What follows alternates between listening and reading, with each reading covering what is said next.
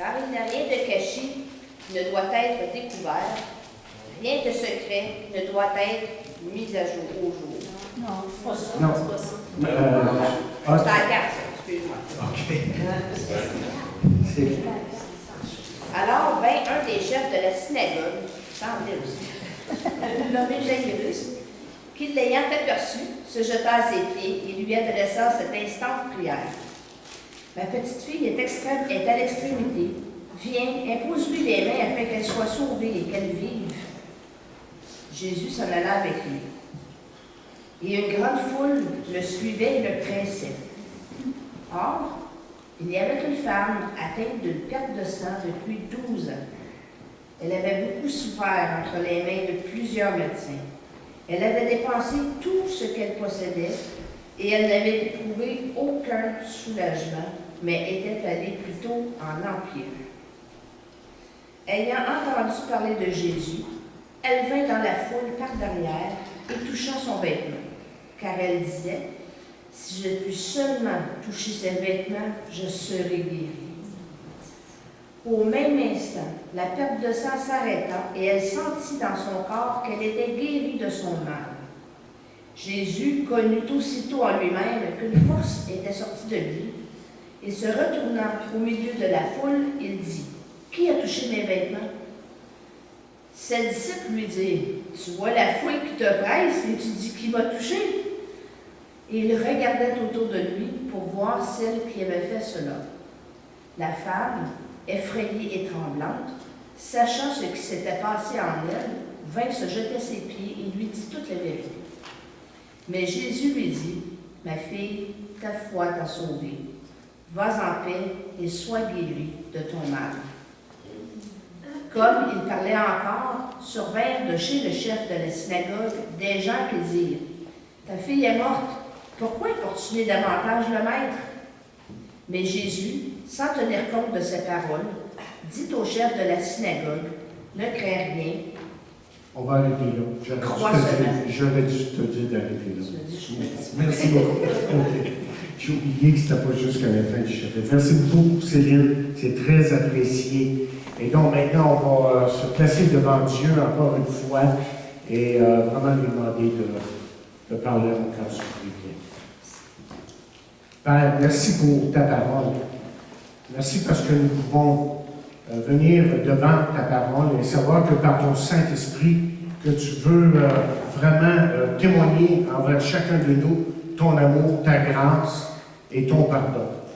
Et je prie, Seigneur, que chacun de nous soyons en ce moment bien disposés pour recevoir ce que tu veux nous donner à travers ces paroles. Et que, Seigneur, nous réalisions jusqu'à quel point que tu désires parler à tes enfants aujourd'hui. Et nous prions cela dans le nom de Jésus pour sa gloire. Amen. Vous savez, la Bible est remplie de cas désespérés. Et ces situations dans la parole de Dieu, pour la majorité, semblent sans issue. Il y a les orages, les morts, les maladies et beaucoup d'autres situations qui sont un impasse, si vous voulez, à l'esprit humain et qui, malgré tout, sont prises en main par un Dieu qui est souverain en toutes choses. Et cette partie ici de l'Évangile de Marc est remplie de plusieurs de ces situations, impossibles. Dans ce chapitre, par exemple, il y a un orage, il y a un homme possédé de plusieurs démons, et ensuite une petite fille décédée. Jésus passe dans chacune de ces situations qu'on pourrait dire impensables, inimaginables, et prouve que quoi qu'il arrive, Jésus lui-même est plus que capable de les maîtriser. Vous savez, il y a une vérité là, qui se manifeste continuellement dans les pages de la parole de Dieu. C'est que Dieu est adéquat pour toute situation. Pour lui, il n'y a pas de situation impossible. Avec et pour lui, il n'y a pas de situation sans espoir. Ce qui fait que votre situation ce matin n'est pas sans espoir, votre orage n'est pas sans espoir, votre maladie n'est pas sans espoir, même votre situation financière n'est pas impossible pour Dieu. Rien, autrement dit, n'est sans espoir pour Dieu. Et notre texte décrit ici, malgré tout, une situation désespérée. Comme vous l'avez lu, comme nous l'avons vu, Jésus est en route pour aller guérir la fille d'un homme dont le nom est Jairus. Chemin faisant, il est entouré d'une grande foule de gens qui le touchent et se collent à lui de tous côtés. Et dans la foule, il y a une femme. Il y a cette femme qui est pauvre, timide et faible. Une femme mourante qui a touché Jésus. Et lorsqu'elle a touché Jésus, vous avez vu que sa vie a complètement été transformée, que sa vie a été totalement et définitivement changée. Et aujourd'hui, il y a peut-être des gens ici qui ont besoin que leur vie soit transformée. Ça, c'est peut-être vous. Votre vie a besoin d'être transformée. Vous avez besoin que quelqu'un transforme radicalement les situations que vous vivez dans votre vie. Mais laissez-moi vous dire que ces changements peuvent se produire en vous ce matin. Parce que vous voyez ce que la Bible nous enseigne à travers ces paroles, c'est que le toucher de Jésus peut tout changer. Donc prenons quelques instants et considérons cette pauvre femme ici et la situation dans laquelle elle se trouvait. Laissez-moi attirer votre attention d'abord sur sa souffrance, dans les versets 24 au verset 26, et plus particulièrement au verset 25, là, nous voyons son affliction. Il nous est dit qu'elle souffrait d'une perte de sang. Ça veut dire littéralement qu'elle était en hémorragie. Elle saignait dans un endroit spécifique à l'intérieur de son corps. Et le mot perte veut dire un écoulement de sang. Ça veut dire ça peut-être qu'elle avait un écoulement menstruel qui n'avait probablement jamais cessé. Et peu importe ce qui avait causé cette hémorragie interne, ce qu'on sait de cette femme, c'est que cette femme était extrêmement, mais très malade. Le temps du Verbe nous indique encore une fois que c'est une perte de sang continue et sans interruption, ce mot-là. Et voyez au verset 26 maintenant son angoisse. Il y a un flot constant de sang qui probablement lui aurait causé, vous voyez, d'incroyables douleurs. Et prenons justement un instant pour regarder les domaines dans lesquels cette femme devait souffrir. D'abord, il y avait son angoisse physique. Suite à cette continuelle perte de sang, cette pauvre femme, j'imagine, les femmes le savent plus que les hommes, évidemment, j'imagine que cette femme devait être faible, anémique, elle devait être pâle et ne devait pas avoir d'énergie, et le moindre de ses efforts devait l'épuiser. Ce qui est très intéressant, c'est que le mot mal au verset 29 est le même mot qui se traduit par le mot fouet alors. Ça nous dit ça tout simplement que sa maladie à elle, à cette femme ici qui souffrait, était comme un fouet qui l'abattait et qui la détruisait petit à petit, chaque jour. Et ensuite, il y avait sa condition de son angoisse médicale. J'ai également dit qu'elle avait essayé tous les médicaments de tous les médecins de son époque. Il nous a dit qu'elle a souffert sur leurs soins et que même après avoir été soignée par ces médecins, que sa situation s'était empirée.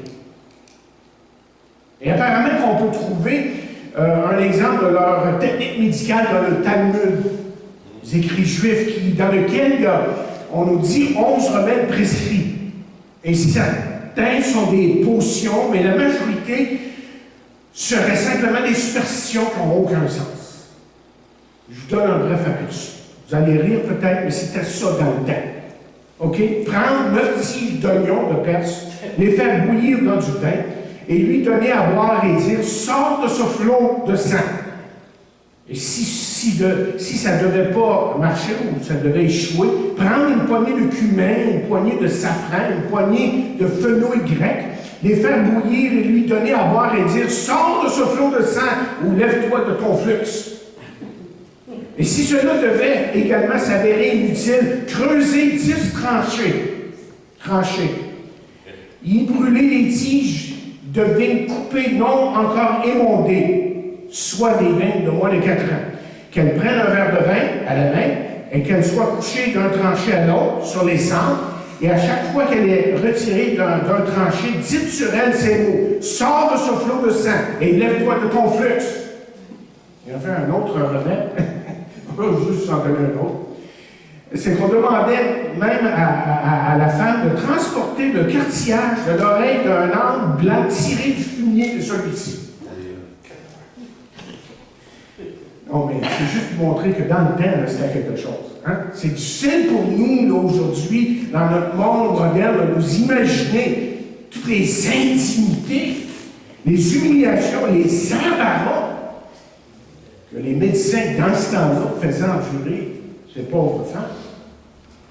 Ensuite, il y avait son angoisse sociale. On peut penser que cette femme n'était pas mariée. Qu'à travers les contacts physiques les plus simples, elle aurait, vous voyez, rendu son mari impur. Et si elle avait été mariée, bien, son mari l'aurait tout simplement divorcé après un certain temps. Et cette femme, vous voyez, ne pouvait pas non plus travailler avec les autres, au risque de les rendre purs. C'est comme ça dans ce temps-là. Ce qui fait que ça réduisait, vous voyez, sa vie à une vie de quêteuse pour des restants de table qu'elle devait demander à une certaine distance, là, devait être loin de la table. Ce qui fait aussi que sa condition la laissait en marge de la société. Et au regard de ceux qui l'entouraient, elle ne valait pas plus qu'une lépreuse. C'est ça. Et ensuite, pensez à son angoisse émotionnelle. Puisque la Bible nous dit qu'elle était ainsi depuis 12 ans, et considérant plutôt la longévité, la durée de sa vie, à cette époque-là, en tout cas, on peut certainement penser qu'elle était comme ça depuis sa puberté, je dis bien. Et donc, toute sa vie, une bonne partie de sa vie, elle a vécu sa vie allant d'un rejet à l'autre, et cette femme était vraiment seule, isolée, désespérée. Ensuite, il y avait son angoisse religieuse. Sous la loi, dans Lévitique 15e chapitre, cette pauvre femme était considérée tout à fait impure. On peut lire dans la Bible, la femme qui aura un flux de sang à sa chair, elle sera 7 jours dans son impureté. Quiconque la touchera sera impur jusqu'au soir. Remarquez ce qu'on vient de lire. Quiconque la touchera. C'était clair, là, ici. Toute personne, autrement dit, qu'elle touchait était aussitôt considérée comme impure. Le résultat, c'est que cette pauvre femme-là ne pouvait pas se mêler avec les autres personnes. Toute personne qui avait un contact avec elle serait considérée impure et ne pourrait pas même aller aux cérémonies religieuses qu'il y avait dans ce temps-là. On devait être pur. Et cette pauvre femme-là ne pouvait pas aller au temple pour louer, pour adorer dans la cour des femmes, parce qu'elle était toujours considérée, dû à son écoulement, ce sang qui coulait, était toujours considérée comme impur. Et ensuite, il y avait son angoisse. On peut parler aussi de son angoisse financière. La Bible nous indique ici dans le passage qu'elle a dépensé tout ce qu'elle avait. Les médecins et le remède inutile ne l'avaient pas du tout aidé, mais ce qui avait aidé, c'était de vider son compte de banque. Complètement. Et cette pauvre femme était sans le sou, destituée, sans mari. Et ce qui est encore plus grave, plus sérieux, sans enfants, il faut prendre soin d'elle. C'est important, les enfants, dans ce temps-là. Au verset 26, on parle de son agonie. Après des années de douleur, de médecins incompétents. de médicaments inutiles, de rêves détruits, j'imagine. Cette femme est arrivée au point où elle savait vivre sous une sentence de mort, littéralement. Elle savait qu'elle ne guérirait jamais. Elle savait, autrement dit, qu'elle allait mourir de cette maladie. Ce matin, en vous regardant, je me demande si beaucoup de femmes peuvent s'identifier avec ces pauvres femmes-ci. Peut-être n'avez-vous pas la même maladie, évidemment, comme elle, mais vous êtes remplis intérieurement de souffrance et de douleur. Et cette femme ici, sans nom, parce qu'on ne connaît pas son nom, là, hein? Cette femme souffrante dépeint deux types de personnes. Le premier type de personne qu'elle représente, c'est une personne qui ne connaît pas Jésus-Christ comme son Sauveur et Seigneur.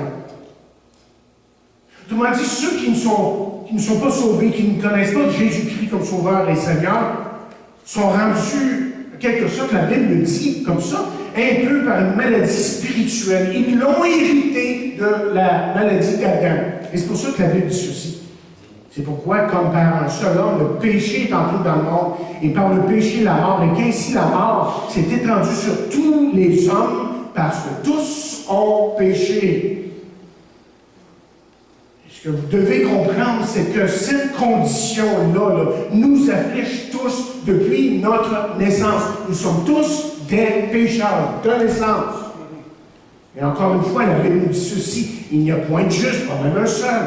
Un autre verset nous dit ceci, d'après le témoignage de l'Écriture, c'est-à-dire de la parole de Dieu, l'humanité entière vit sous la domination du péché. Et ce que vous devez réaliser aussi, c'est que c'est une condition que personne ne peut améliorer ou changer de lui-même. Beaucoup de gens aujourd'hui passent leur vie entière cherchant à comprendre et ils cherchent de l'aide, en quelque sorte, pour leurs conditions de pécheur, mais plutôt que de s'améliorer, ils sont un peu comme cette femme sans vie. Donc, qu'empirer. Comment dire, leur cœur se durcit, ils deviennent de plus en plus enracinés dans leur péché, et tous leurs efforts pour se changer eux-mêmes n'ont pas amélioré leur condition intérieure. Parce que c'est pas comme ça que ça se fait. Quelqu'un a écrit ceci. Cette pauvre femme était dans une position difficile, mais sa position n'était pas aussi mauvaise que la personne qui est sans Christ. Elle se dirigeait simplement vers la tombe, mais ceux qui ne connaissent pas Jésus-Christ se dirigent vers une éternité sans Dieu et dans la perdition. Et la Bible ajoute ceci, car le salaire du péché, c'est la mort, mais le don gratuit de Dieu, c'est la vie éternelle en Jésus-Christ, notre Seigneur. Mais cette femme aussi est l'image, voyez, de ce croyant qui travaille laborieusement sous un lourd fardeau. Et ça, c'est peut-être vous ce matin. Parce qu'aujourd'hui, beaucoup de ce qu'on appelle les enfants de Dieu, les chrétiens, sont découragés, désabusés. Vous avez justement peut-être tout essayé en votre pouvoir pour améliorer les choses. Vous avez essayé par vos connaissances générales, essayé d'améliorer votre situation. Vous avez lu tous les livres, vous avez écouté tous les bons prédicateurs et vous êtes allé chercher les meilleurs conseils, les meilleurs conseillers, les meilleures sources, mais rien n'a changé. Et vous sentez en vous-même que vous n'êtes pas mieux. Que votre vie, vous voyez tout simplement un méli-mélo, un véritable méli-mélo. Et si ça vous décrit ce matin, restez à l'écoute. Parce qu'il y a de l'espoir ici dans ce passage. Là, je veux que deuxièmement, on vient de voir sa souffrance, mais son plan, ou son intrigue, si vous voulez. Il y a de l'intrigue ici qui se passe, beaucoup plus que vous pensez. Versets 27 et 28. Et ce texte, ces versets nous racontent justement comment cette femme s'est approchée de Jésus. Cette femme ici l'a brisé. Cette femme sans espoir a littéralement imaginé un plan pour s'approcher de Jésus, pour le toucher. Et le verset 27 nous dit que cette pauvre femme avait entendu parler de Jésus à un certain moment. Et peut-être avait-elle entendu parler justement de la guérison dans lépreux, dans Marc, premier chapitre. Jésus a fait beaucoup de miracles là-dedans. Et peut-être qu'elle avait entendu parler de l'homme possédé qui était de l'autre côté de la rivière, parce que Jésus venait de traverser une rivière ici. Et que Jésus l'avait délivré ou libéré sous le nez d'une légion de démons. Ou peut-être que c'est tout simplement une autre personne qui est venue vers elle et qui lui a dit « Regarde ce que Jésus a fait dans ma vie, il m'a complètement changé. » En tout cas, ce qu'on sait, c'est que cette femme avait entendu dire qu'il y avait une puissance en Jésus. Elle voulait aller le voir. Donc, au verset 28, on nous donne sa décision. Elle disait, si je puis seulement toucher ses vêtements, je serai guérie. Elle avait entendu parler de Jésus et elle savait qu'elle devait se rendre jusqu'à lui. Parce qu'elle en était arrivée à réaliser que Jésus, c'était son seul espoir. Il n'y en avait pas d'autre. Elle est arrivée à la conviction que si elle pouvait se rendre jusqu'à lui, elle serait guérie. Remarquez ce que je vais vous dire. Elle a démontré sa détermination de se rendre jusqu'à Jésus en s'approchant de lui dans cette foule. La foule. Remarquez ce que je viens de dire. Dans cette foule. Et comme elle se servait de ses coudes pour se frayer un chemin à travers la foule, vous savez ce qu'elle faisait là, en faisant ça là, avec ses coudes, là, en essayant de s'approcher de Jésus? Et que cette femme rendait tout le monde impur. C'est ça qui arrivait, là. Tout le monde qu'elle touchait devenait automatiquement, à cause de son impureté, impur. Et cette femme ici prenait un grand risque. Parce que si elle était reconnue, vous savez ce qui aurait pu lui arriver, elle-là, elle aurait pu faire partie d'une humiliation publique, de ridicule, mais la foule aurait pu même se mettre en colère, la battre jusqu'à la mort. C'est ça qui aurait pu arriver. Mais pour elle, le risque valait la peine. Elle croyait fermement que Jésus la guérirait. Mais en plus, cette femme devait être extrêmement déterminée, vraiment déterminée, puisque la nature de sa maladie a dû exiger littéralement toute son énergie. Pensez-y pour un instant. Juste de se traîner en dehors de son lit, ça a dû être une corvée incroyable pour se rendre à Jésus. Mais cette femme-là, comprenez-le bien, était complètement désespérée. Je me demande si dans votre vie, vous en êtes arrivé là aujourd'hui. C'est vous, c'est pas ça. Vous cherchez des réponses aux questions de la vie, aux questions de pourquoi et de qu'est-ce qui arrive exactement dans votre vie. En êtes-vous venu à comprendre que Jésus est votre seul espoir? Et si vous ne lui avez jamais fait confiance pour votre salut, vous devez savoir que Jésus est le seul espoir en ce qui a trait au salut de l'homme. C'est pour ça que la Bible nous dit ceci dans Actes 4, verset 12, en parlant de Jésus. Il n'y a de salut en aucun autre, car il n'y a sous le ciel aucun autre nom qui a été donné par les hommes par lequel nous devions être sauvés. C'est Jésus qui sauve. Vous avez besoin de le toucher ce matin par la foi. Il y en a qui écoutent ce matin, qui écoutent ici, qui écoutent sur la vidéo, et qui marchent avec Dieu, qui connaissent Jésus-Christ et qui ont une relation avec lui, mais qui sont tout à fait, comme cette femme ici, accablés et vaincus. Puis ils le savent, ça, en plus profond d'eux-mêmes. Mais vous aussi, vous avez besoin que Jésus touche votre vie. Vous avez besoin de vous approcher de lui. Et plus vite que vous arriverez à cette conclusion-là, plus que vous recevrez évidemment son aide. Écoutez ces beaux versets que la Bible nous donne. Venez à moi, vous tous qui êtes fatigués et chargés, vous donnerez du repos. Un autre verset dit, une fois pour toutes. C'est comme si Pierre est un peu exaspéré. Une fois pour toutes, déchargez-vous sur lui de tous vos soucis. Car il vous prend en charge. Il vous a pris en charge. Pourquoi, autrement dit, devriez-vous porter ce fardeau un pas de plus? Pourquoi devriez-vous combattre encore une seule minute de plus? Pourquoi devriez-vous vivre vaincu un jour de plus? Ce n'est pas nécessaire.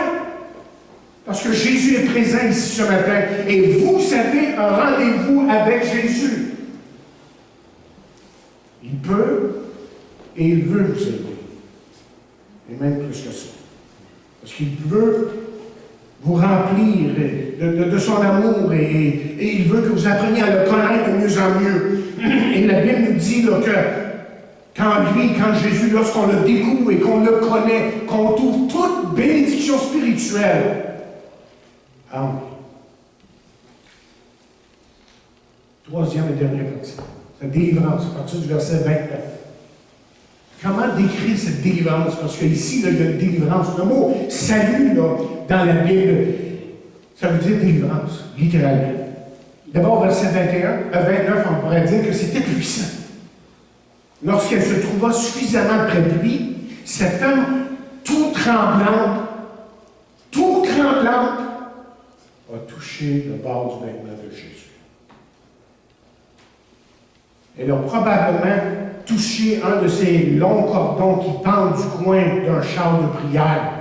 Et justement, dans Matthieu 9, vers 20, nous lisons à ce moment, la même histoire, mais un peu plus de détails. Une femme souffrant d'hémorragie depuis 12 ans s'approcha de lui par derrière et effleura de ses doigts la frange de son vêtement, le bord de son vêtement.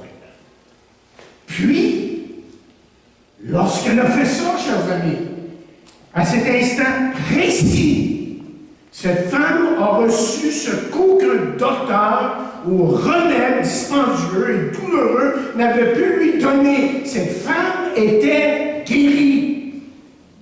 Gloire à Dieu. Instantanément, cette femme a ressenti un changement dans son cœur. Et elle savait que quelque chose venait de se passer dans sa vie. Qu'elle était différente. C'était puissant et c'était personnel aussi. Aussitôt que cette femme lui eut touché, Jésus savait ce qui est arrivé. Laissez-moi vous le dire de la façon suivante. Jésus savait d'avance ce qui allait arriver. Il savait d'avance ce qui allait arriver. Il savait qu'une force était sortie de lui. Mais vous savez, le mot force qu'on trouve dans notre traduction, c'est un mot extrêmement puissant dans le grec. Ça veut dire pouvoir ou puissance. Mais plus que ça, dans notre langue, à nous aujourd'hui, on pourrait parler de dynamite. Ce qui est littéralement rentré dans cette femme, c'est une dynamite pour transformer sa vie. C'est un peu ça, l'image. C'est une dynamite. Il a complètement changé sa vie. Et c'est ça qui arrive avec Jésus. C'est une dynamite qui rentre en nous, son Esprit Saint, évidemment, qui nous change. Et là, Jésus sait exactement ce qui est arrivé au verset 30. Vous l'avez lu. Jésus connaît aussitôt de lui-même qu'une force était sortie de lui-même, retourna à la foule. Au milieu de la foule, il dit, qui a touché mes vêtements? Donc, tu n'es pas au courant? Je pense que tu es au courant. Bien sûr, il y avait des dizaines de personnes qui le touchaient, qui le poussaient. Et c'est un fait que les disciples lui font remarquer, ouais, tout le monde te touche, voyons, qui t'a touché. Pas d'allure que tu demandes une question comme ça. Mais vous voyez, le toucher de cette femme était différent. C'était accompagné de la foi, évidemment. Et beaucoup l'ont touché, c'est vrai. Mais un seul toucher qui l'a atteint du bout des doigts était accompagné de la foi. Un seul. En tout cas, l'autre. Mais écoutez, je veux que vous remarquiez quelque chose de très important dans ce texte. Jésus aurait pu la laisser partir avec sa guérison physique. Mais c'est pas ça qu'il a fait. Jésus l'a appelé hors de la foule. Vous remarquez? Il l'a appelé hors de la foule. Il dit, viens ici. Pas s'il faisait ça toujours. Mais pourquoi s'il voulait faire ça? Parce que Jésus, vous voyez, voulait lui donner plus que la guérison physique. Il voulait, lui, l'emmener au-delà de la foi superstitieuse, parce que dans ce temps-là, c'était rempli de superstitions. Et même, on disait, justement, si tu touches le bord de vêtement de quelqu'un qui est saint, peut-être que tu vas être guéri. C'était ça, là, la pensée de ce temps-là. Donc, Jésus voulait l'emmener plus loin. Il voulait l'emmener surtout à la guérison spirituelle. Et vous noterez ici comment que Jésus a parlé à cette femme.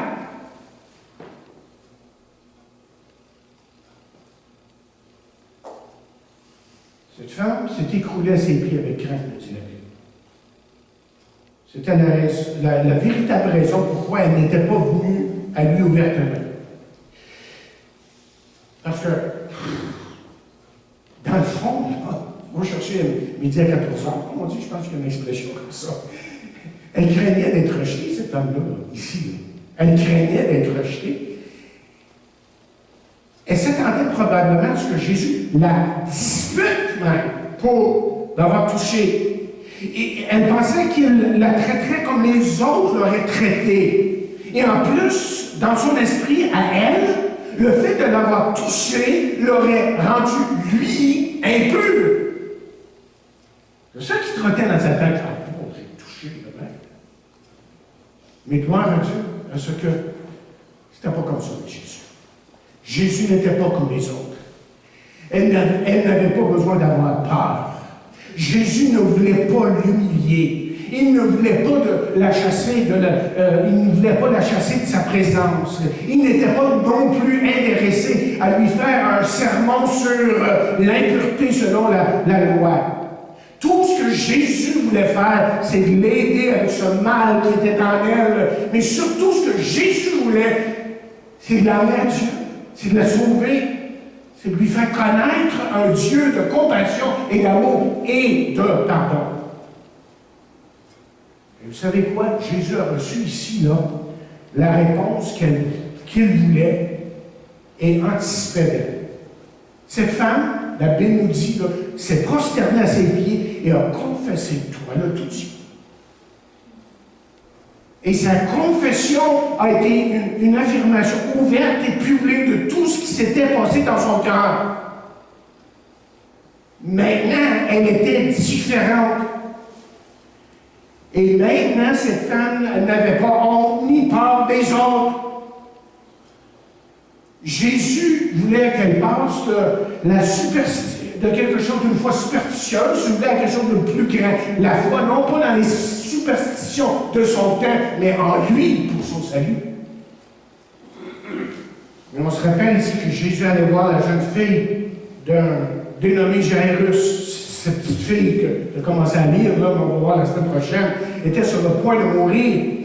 Alors que Jésus se dirige vers la maison de cet homme, et Jésus est entouré d'une foule houleuse, fait beaucoup de bruit. Malgré tout et en dépit du sérieux de sa mission, remarquez ici que Jésus prenait le temps de s'arrêter pour cette femme. À ce moment-là, ici, la foule aurait pu ne plus être là.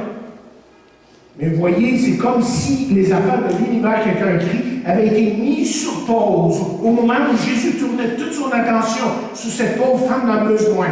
Pour lui, écrit-il, cette femme et son besoin étaient la chose la plus importante de toutes. Elle était le seul point de mire au centre de son attention et de son monde. Donc, cette femme rejetée ici, sans soin, non désirée, vous savez quoi? Cette femme avait attiré l'attention de Dieu parce qu'elle possédait une foi simple et enfantine. C'est ça la bénédiction ici. Moi, je crois, et je cite un autre qui dit, je crois que Dieu qui compte, je crois que Dieu, qui contrôle le chemin de chaque atome, dans chaque molécule dans l'univers, a du temps pour vous lorsque vous faites appel. Vous faites appel à lui par la foi. Donc, n'ayez pas peur qu'il ne se soucie pas de vous. Ne craignez jamais qu'il ne vous reçoive pas, mais réalisez que cette femme ici aurait pu ne jamais le toucher s'il n'était pas devenu un homme. Jésus est d'abord devenu un homme parce qu'il est mort sur la croix. Et Philippiens 2e chapitre nous dit, le Christ dès l'origine fut d'essence divine, un avec le Dieu saint. Il avait sa nature, sa gloire, sa mesure, ses attributs divins.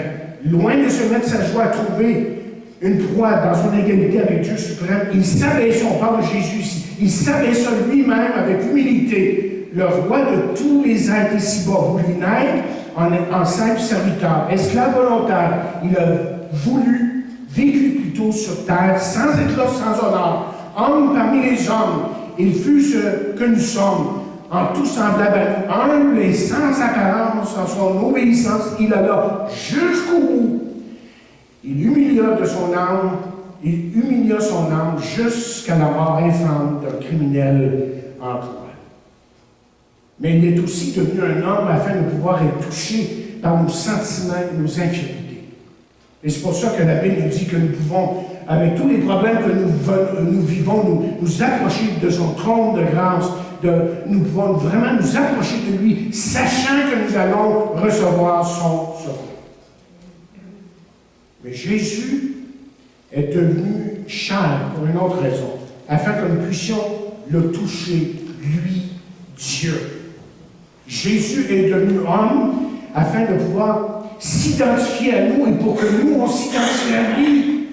Il est devenu homme afin que nous puissions le toucher. Donc, placez aujourd'hui votre foi en lui et recevez de Jésus sa puissance, son amour et son pardon. Mais je dirais que c'est beaucoup plus que juste de l'aide. Hein, souvent, on parle d'aide ici. Là, on va le toucher, on va recevoir son aide. On reçoit plus que ça. On reçoit sa puissance.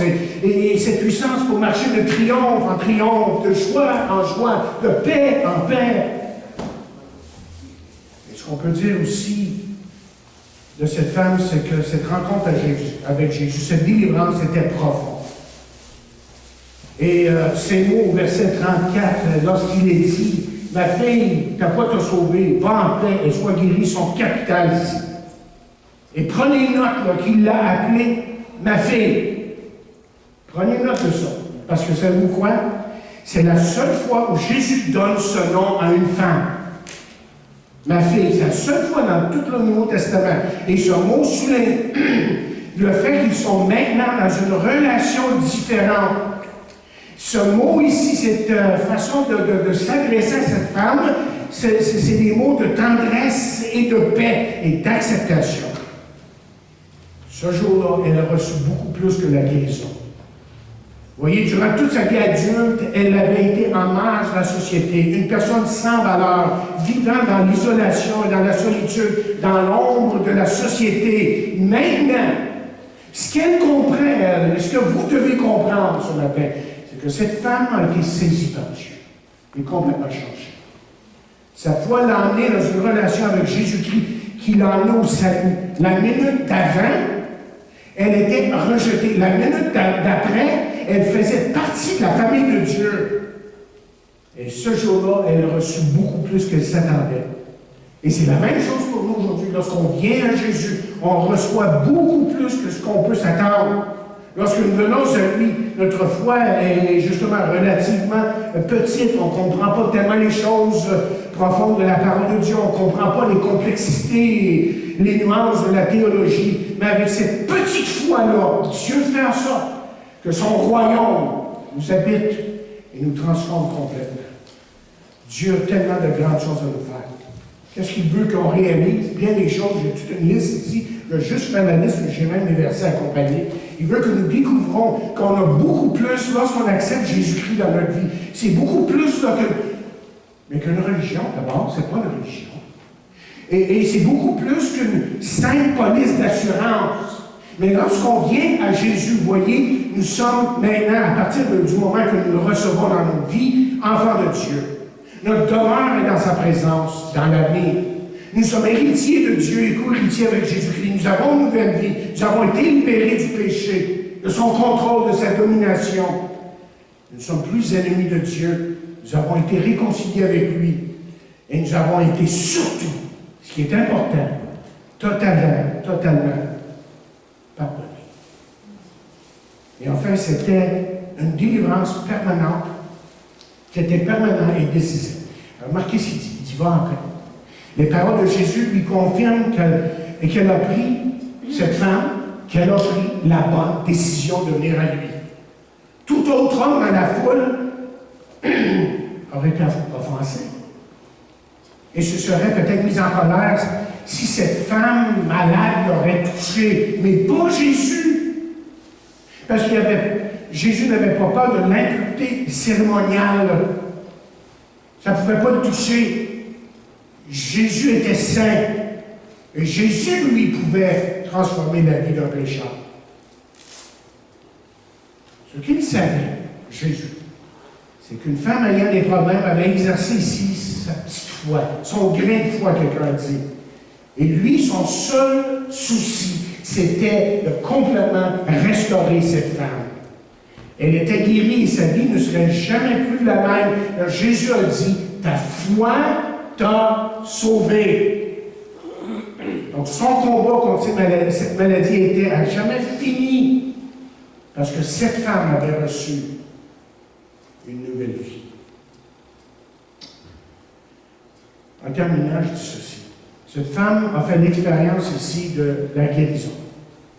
Et vous savez quoi? Pas parce qu'elle a touché le vêtement de Jésus. C'est pas ça le point ici. Mais parce que cette femme a placé sa foi en Jésus. Ça, c'est la différence. Et lorsque sa foi toucha sa personne, sa vie a complètement changé. Vous, l'autre, ce matin, avez-vous besoin de venir à Jésus? De venir au pied de sa croix? Et venir à lui, vous voyez, c'est souvent pour admettre, se repentir justement de notre manque de foi, de notre manque d'amour, de joie, de pardon pour notre prochain, de notre esprit qui juge tout le monde tout le temps, de notre manque de vitalité spirituelle, parce que c'est tellement facile de faire la semblant, de paraître, d'avoir le paraître, mais de ne pas être intérieurement vraiment transformé. Jésus, ce matin, pour vous et moi, est notre réponse. Écoutez, dans la foule, dans ce récit ici, il y avait des dizaines de personnes qui avaient des besoins physiques, spirituels, émotionnels. Mais seule cette femme a reçu de l'aide. Des douzaines de personnes ont touché Jésus. Mais une seule a été transformée. Et pourquoi? Parce qu'elle seule a regardé à Jésus à travers les yeux de la foi. Une seule personne a cru que Jésus pouvait venir à son secours. Une seule personne a fait,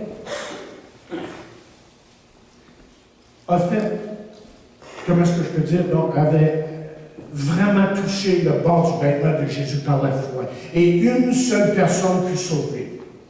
Donc ce matin, en terminant, ne soyez pas comme beaucoup de ces gens qui effleurent Jésus, qui frôlent la personne de Jésus, mais qui demeurent inchangés. Ce que Jésus veut pour vous, c'est de vraiment changer votre vie. C'est ça ici, la leçon de cette femme.